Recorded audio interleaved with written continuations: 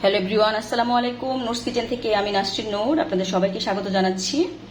তো আমি রোল বানাচ্ছি। তো কিভাবে রোলটা আমি বানাই সেটা একটু আপনাদের সাথে শেয়ার করি। আমি একটা পাতলা রোল শিট নিয়েছি, একেবারে আটা, লবণ এবং ডিম দিয়ে একটা বেটার গুলে ফ্রাই প্যানে এই পাতলা পাতলা শিটগুলো তৈরি করে আমি রোল বানাই। তো আমি এখন একটু পুর দিয়ে দিচ্ছি।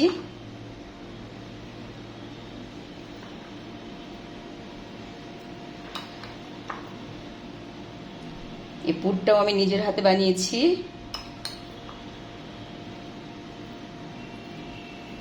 চিকেন, পটেটো, গাজর, টমেটো এগুলো দিয়ে আমি এই পুরটা বানিয়েছি। ভীষণ টেস্ট এই পুরটা। তো এরপরে এই সাইড থেকে একটা ভাঁজ দিতে হবে।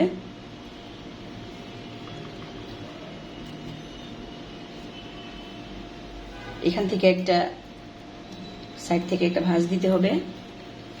এরপরে এইভাবে করে